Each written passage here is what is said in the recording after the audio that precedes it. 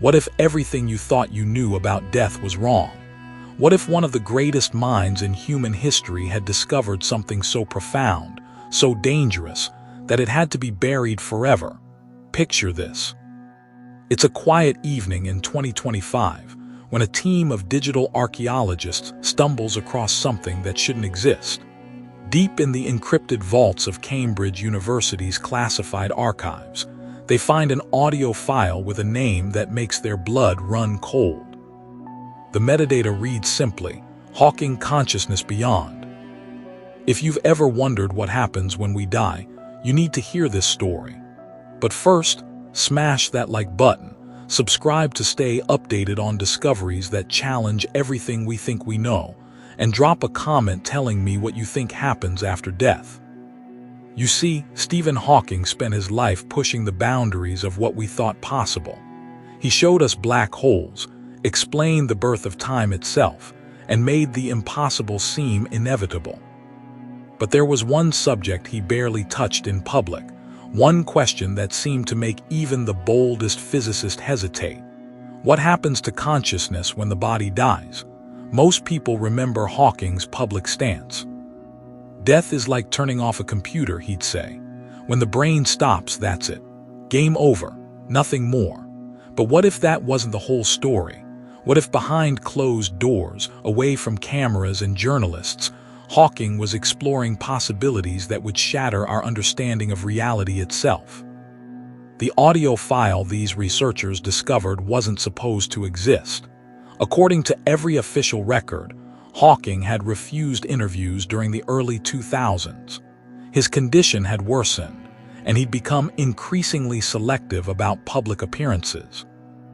Yet here was his unmistakable voice, crystal clear, discussing topics he'd never publicly acknowledged. The conversation starts innocently enough. An unknown interviewer, voice digitally altered beyond recognition, asks about gravity, about time, about the nature of black holes. Standard Hawking territory. But then something shifts. The interviewer poses a question that changes everything. "Professor, if information in a black hole cannot be destroyed, is it possible that consciousness also survives the death of the body?" You can hear the pause in the recording. It stretches for what feels like an eternity. Then Hawking's synthesized voice responds with words that would make headlines around the world. "This is a question I have studied more extensively than I have publicly admitted." Think about what that means for a moment. Stephen Hawking, the man who explained the universe to millions, had been secretly researching the survival of consciousness after death, not as a religious exercise but as hard science. He continues, and his explanation is mind-bending. Information, he explains, follows conservation laws. It cannot be created or destroyed, only transformed. This applies not just to particles and energy, but to something much more complex. The patterns that make up consciousness itself. Memory, perception, experience, personality. What religions have called the soul might actually be an information structure that obeys quantum mechanics. But here's where it gets really interesting. Hawking wasn't just theorizing. He reveals in this hidden interview that he'd been working with a secret group of physicists and neurobiologists on something called the cognitive trace program. Their goal was simple yet revolutionary: to determine whether consciousness leaves measurable traces after brain death. Using cutting-edge neurointerfaces and laser spectroscopy, technologies that were supposedly only being used for memory research. This team conducted experiments that yielded results no one expected. In multiple cases, they recorded what Hawking describes as quantum echoes, bursts of organized activity detected after patients had been declared clinically dead. Let that sink in. These weren't random electrical discharges from dying tissue. These were organized patterns, suggesting that some aspect of consciousness persisted even after the brain had stopped functioning. The interviewer presses further, asking if this could be what people call the soul. Hawking's response is barely above a whisper.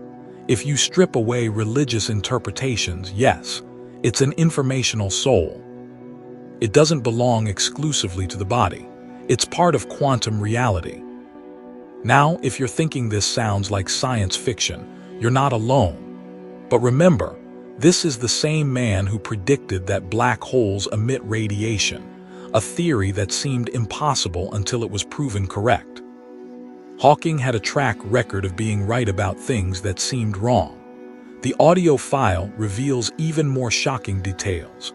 Hawking explains that he'd been working on a hypothesis that consciousness and black holes follow similar principles.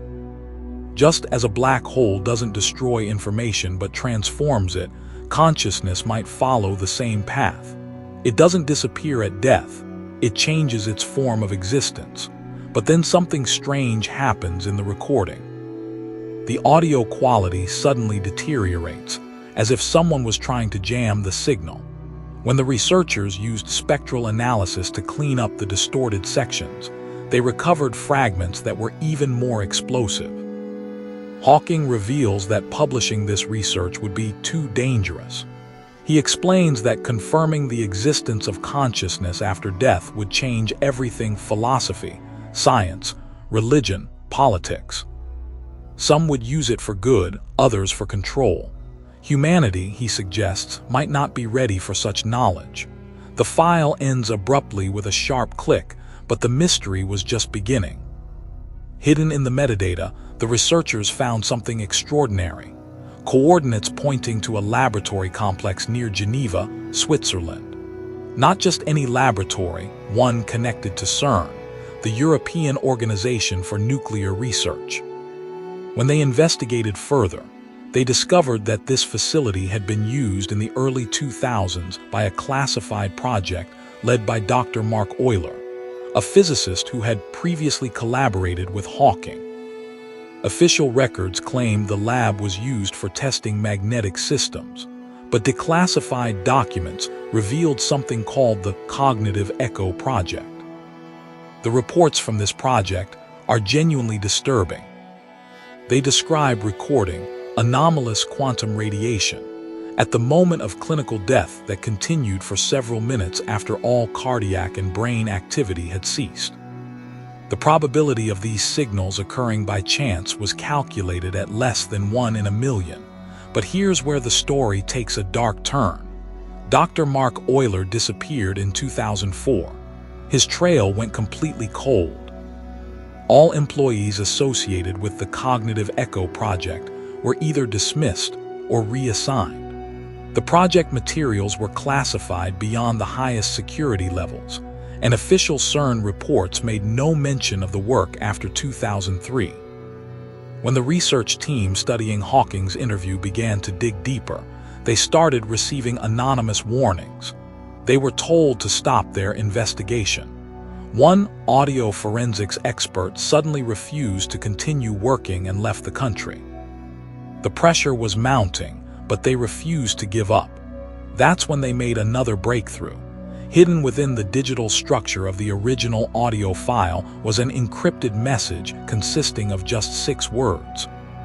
Consciousness is not a function, it is a path. These words became the key to understanding Hawking's true beliefs about life after death. Dr.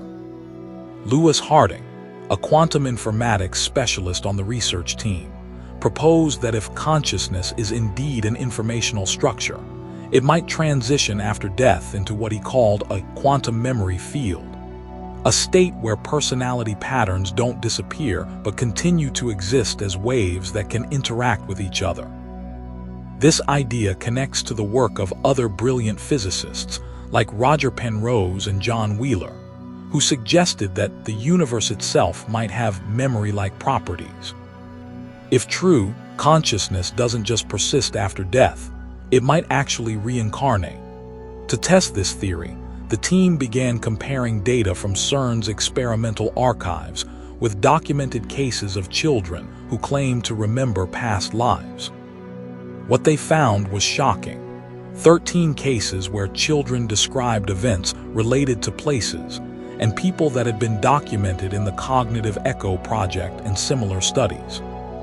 A 6-year-old boy from Texas described in perfect detail experiments involving magnetic traps in the Geneva laboratory, despite his family having no connection to science or Europe.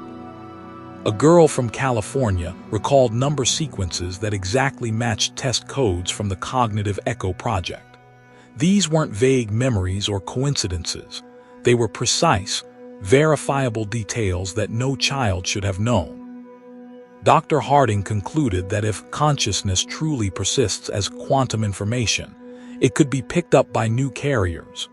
Children whose developing neural networks might resonate with the quantum traces of past consciousness. This would explain both spontaneous past life memories and the phenomenon of child prodigies who seem to have knowledge beyond their years. But this raised another question. Why do some consciousnesses return while others seem to vanish forever? The answer came from a recovered fragment of the original audio recording that had long been considered corrupted. In barely audible words, Hawking explained, "Not all patterns are compatible. Only those that carry development continue. The others are erased. This is the natural selection of consciousness." Think about the implications. Hawking wasn't just acknowledging the existence of the soul. He was proposing that reincarnation follows the laws of information evolution. Only consciousness patterns that contribute to development and growth survive the transition. The rest fade away.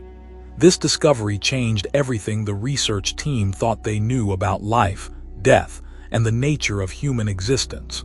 But when they published their initial findings, the response was swift and harsh. Official representatives from Cambridge University and CERN dismissed the work as falling outside verifiable science. Some physicists called it dangerous speculation. However, not everyone in the academic community was dismissive. Professor Corinne Blake, a neurophysiology specialist from Princeton, defended the research. Modern science is too afraid of questions that challenge traditional dogmas. If we ignore phenomena that don't fit our models, we limit our own development. While debates raged in scientific circles, the researchers discovered yet another lead. Among CERN's documents was a report describing an experiment from 2002 involving people with unusual cognitive abilities. These weren't just individuals with exceptional memory or intelligence. They were people who experienced spontaneous recollections of events they couldn't possibly have witnessed. The document contained a chilling phrase, a group of carriers of cognitive patterns with signs of memory transfer. But the most striking detail was the mention of something called the Chosen Eight, a reference that seemed to echo Hawking's words about consciousness being a path that only compatible patterns could follow. The research team realized they might be looking at evidence of a guided process, consciousness patterns that were not only preserved, but were intentionally directed to perform specific tasks in future lives. It sounded like science fiction, but the evidence was mounting. Over 2 years, the team recorded an increasing number of reincarnation memory cases among children worldwide. These cases were particularly frequent in the United States, United Kingdom, Germany, and Japan. Many of these children displayed not only memories, but remarkable abilities in mathematics, music, and engineering. Some spoke of missions they needed to accomplish, though they couldn't explain what those missions were. Dr. Harding's joint research with the University of Virginia's Division of Perceptual Studies revealed that most of these children were born during periods coinciding with significant social and technological changes. As Hawking had predicted, consciousness wasn't returning randomly. It was part of an evolutionary process. The implications were staggering. If true, it meant that consciousness evolved through cycles of life and death, with only the most developed patterns surviving to guide humanity through crucial transitions. Children with past life memories weren't anomalies, they were agents of human development. Just when the research seemed to be reaching its limits, something extraordinary happened. Dr. Harding received an encrypted message from an anonymous source. It contained just one line: "Hawking knew more than you think. This is not the end. This is the beginning."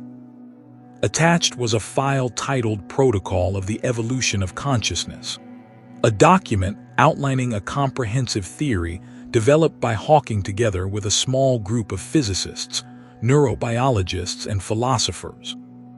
The document made claims that would revolutionize our understanding of existence itself. According to this protocol, consciousness isn't produced by the brain. It's a fundamental structure of reality, like space and time. Black holes and consciousness follow the same laws of information preservation. The soul, rather than being a religious concept, is an informational pattern that evolves through the experience of life and death. The document states that only consciousness patterns that contribute to development continue after death. Others simply disappear. During periods of crisis or transition, compatible consciousness patterns return to help humanity take the next evolutionary step. At the end of the document was Hawking's digital signature and his final words on the subject. "The fear of death is the fear of losing form, but information does not disappear. We do not die, we transform." These revelations explained phenomena that had puzzled researchers for decades: spontaneous memories in children, inexplicable abilities, and the strange synchronicity of individuals who appear at crucial moments in history to guide human development. But they also revealed potential dangers. Knowledge of consciousness transfer could become a tool for control or manipulation. Who decides which consciousness patterns are compatible? What happens to those deemed unworthy of continuation? Despite these risks, Harding's team made a crucial decision. They chose not to keep the information secret. Their findings were published in open sources, causing a massive public reaction. Millions of people began questioning their own memories, unexplained abilities, and experiences of déjà vu. For many, this wasn't just a scientific hypothesis. It was a new way of understanding existence itself. Children began openly discussing past life memories without fear of ridicule. Adults started paying attention to patterns in their own lives that might indicate purposes beyond their immediate awareness. The research also sparked practical applications. If consciousness truly persists and evolves, what did this mean for education, for end-of-life care, for how we raise children who might be carrying ancient wisdom? How do we nurture young people who might have missions they don't yet understand? Scientists began developing new technologies to detect and study quantum traces of consciousness. Hospitals started monitoring for the quantum echoes that Hawking's team had discovered. Educational institutions began programs to help children with unusual memories integrate their experiences. But perhaps the most profound impact was philosophical. If death is transformation rather than termination, if consciousness evolves through cycles of existence, if we are all part of an ongoing experiment in cosmic development, then every life takes on unprecedented meaning. Your struggles, your growth, your contributions to human knowledge and compassion, all of it becomes part of an eternal pattern that continues beyond physical death. The consciousness you develop in this lifetime might return to solve problems, create art, or guide others through challenges you can't even imagine yet. This understanding also reframes our relationships with others. That brilliant child who seems to know things beyond their years might be carrying wisdom from previous lives. That mentor who appears at just the right moment might be fulfilling a mission programmed into their consciousness before birth. Even more intriguingly, it suggests that human development isn't random. The great inventors, artists, leaders, and teachers who have shaped our world might not be accidents of genetics and environment. They might be consciousness patterns returning with specific purposes, guided by an intelligence that operates on cosmic timescales.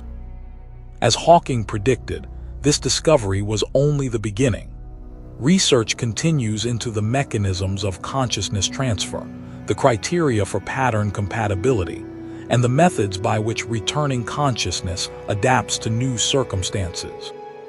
Scientists are working to understand why some people access past life memories while others don't, why certain abilities transfer while others seem to start fresh, and how consciousness patterns choose their new circumstances. The implications extend beyond individual survival. If consciousness evolves collectively, if each generation carries forward the wisdom of previous ones, then humanity itself is engaged in a vast learning experiment. Our species isn't just advancing through accumulated knowledge passed down through books and teaching. We're literally carrying evolved consciousness patterns that improve our capacity for wisdom, creativity, and compassion.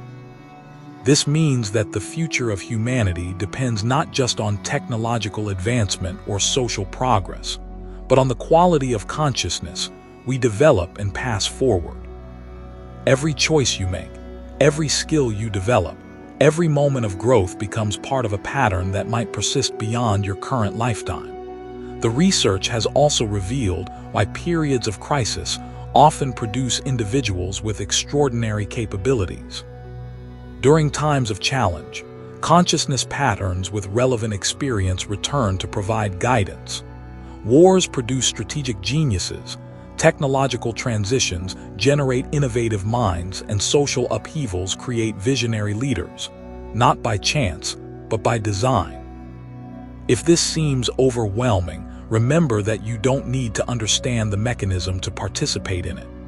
By developing your consciousness, pursuing growth, contributing to human welfare, and pushing the boundaries of what you thought possible, you're already part of this eternal process.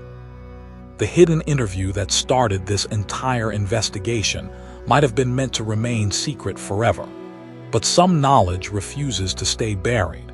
Some truths are too important to be hidden, even from those who might not be ready to hear them.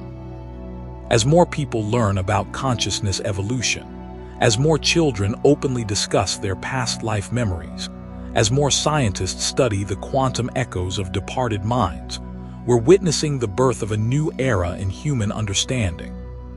We're no longer isolated individuals struggling through a brief existence before disappearing into nothingness. We're part of an ongoing cosmic experiment in consciousness development, each lifetime contributing to patterns that persist and evolve across generations. The fear of death that has haunted humanity throughout history might finally be dissolving, replaced by understanding that death is simply a transformation in an endless journey of growth and contribution.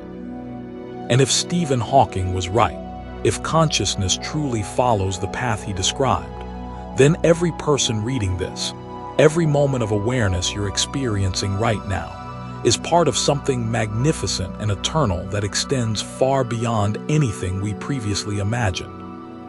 The story continues, and you're part of it.